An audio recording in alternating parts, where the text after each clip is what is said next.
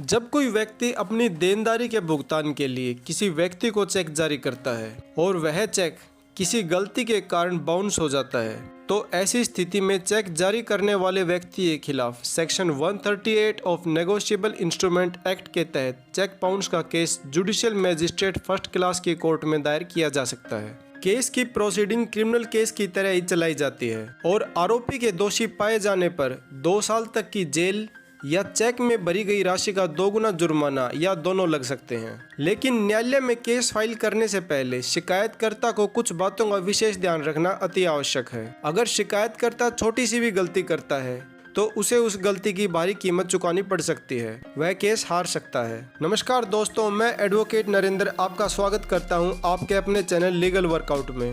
दोस्तों, आज मैं बात करूंगा सेक्शन 138 नेगोशिएबल इंस्ट्रूमेंट एक्ट के तहत किए जाने वाले चेक बाउंस केस की संपूर्ण प्रक्रिया के बारे में और इस केस में किन किन बातों का ध्यान रखा जाना केस के लिए जरूरी होता है इस बारे में। लेकिन आगे बढ़ने से पहले अगर आप इस चैनल पर नए हैं तो चैनल को सब्सक्राइब कर लें ताकि मेरी आने वाली वीडियो की जानकारी आपको समय पर मिलती रहे।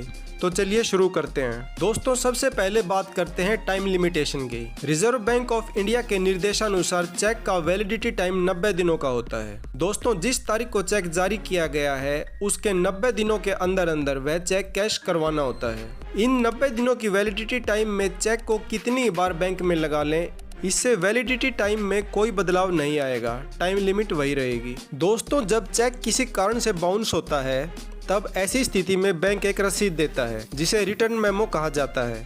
इस रिटर्न मेमो पर चेक के बाउंस होने का कारण लिखा होता है कि किस वजह से चेक बाउंस हुआ।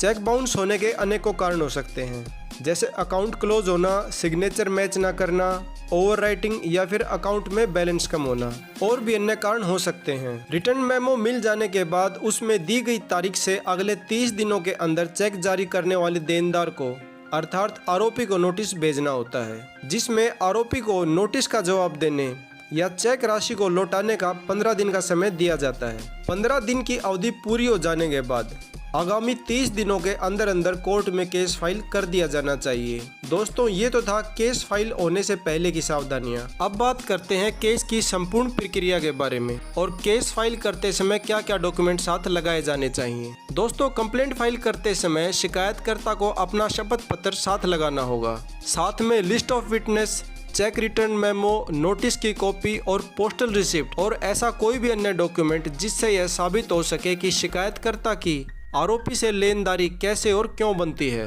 या ऐसा डॉक्यूमेंट जो केस के फैक्ट्स को सपोर्ट करता हो साथ में लगाया जाना चाहिए, जैसे कि एग्रीमेंट या कॉन्ट्रैक्ट की कॉपी जो दोनों पक्षों के बीच हुआ हो, या किसी सामान को खरीदने की एवज में पेमेंट चेक से की गई हो तो उस स्थिति में सामान की रिसिप्ट या फिर शिकायतकर्ता की बैंक स्टेटमेंट आदि लगाई जानी चाहिए।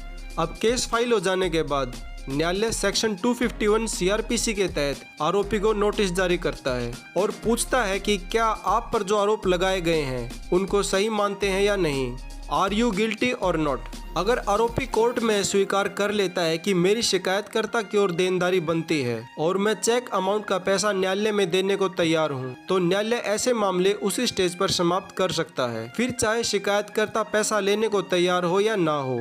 And instrument private limited versus Kanchan Mehta एक ऐसा ही केस था जिसमें आरोपी न्यायालय में चेक राशि देने को तैयार था, किंतु शिकायतकर्ता आरोपी को सजा करवाने की जिद पर अड़ा था, जिसे माननीय न्यायालय द्वारा डिसमिस कर दिया गया। दोस्तों, section 138 negotiable instrument act case की प्रक्रिया क्रिमिनल केस की तरह चलाई जाती है, लेकिन साधारण शब्दों में कहें तो चेक बाउंस के केस को बड़े लेवल का क्राइम नहीं माना जाता और यही कारण है कि इन मामलों में किसी भी स्टेज पर जजमेंट से पहले सेटलमेंट करके खत्म किया जा सकता है। सेटलमेंट कोर्ट के अंदर और बाहर कहीं भी किया जा सकता है, यह दोनों पक्षों पर निर्भर करता है कि सेटलमेंट कब, कहां और कैसे करना है। अब बात करते हैं उन परिस्थितियों की जब आरोपी कोर्ट नोटिस के बाद न्यायालय के समक्ष उपस्थित होकर यह कहता है कि यह केस झूठा है और मेरे चेक का मिसयूज हुआ है, दुरुपयोग हुआ है, मेरी शिकायतकर्ता की तरफ कोई देनदारी नहीं बनती है या मैंने कभी भी ऐसा चेक शिकायतकर्ता को ना दिया।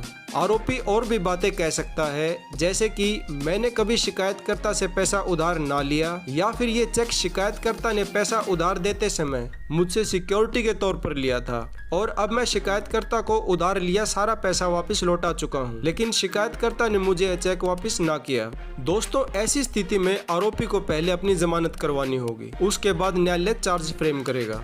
दोस्तों, चार्ज फ्रेम हो जाने के बाद आरोपी का वकील शिकायतकर्ता से और जिन जिन व्यक्तियों के नाम लिस्ट ऑफ फिटनेस में डाले गए हैं उनका क्रॉस एग्जामिनेशन करेगा, जिससे कि आरोपी का डिफेंस तैयार किया जा सके। शिकायतकर्ता पक्ष की क्रॉस एग्जामिनेशन कंप्लीट हो जाने के बाद आरोपी की अंडर सेक्शन 313 सीआरपीसी के तहत स्टेटमेंट ली जाती है। इसके बाद अगर आरोपी अपने पक्ष में गवाही देना चाहता है तो उसे अंडर सेक्शन 315 सीआरपीसी के तहत कोर्ट में एप्लीकेशन देनी होगी। अब न्यायालय आरोपी को अपना पक्ष रखने का मौका देता है और शिकायतकर्ता का वकील आरोपी से और अन्य गवाहों से क्रॉस एग्जामिनेशन करता है। दोनों पक्षों के क्रॉस एग्जामिनेशन कंप्लीट हो जाने के बाद न्यायालय दोनों पक्षों की ओर से दिए गए दस्तावेजों और गवाहों के बयानों का विश्लेषण करेगा और जिरह सुनने के बाद जिस पक्ष के दस्तावेज और बयान रेलेवेंट होंगे और पुख्ता होंगे उसके पक्ष में निर्णय सुनाएगा।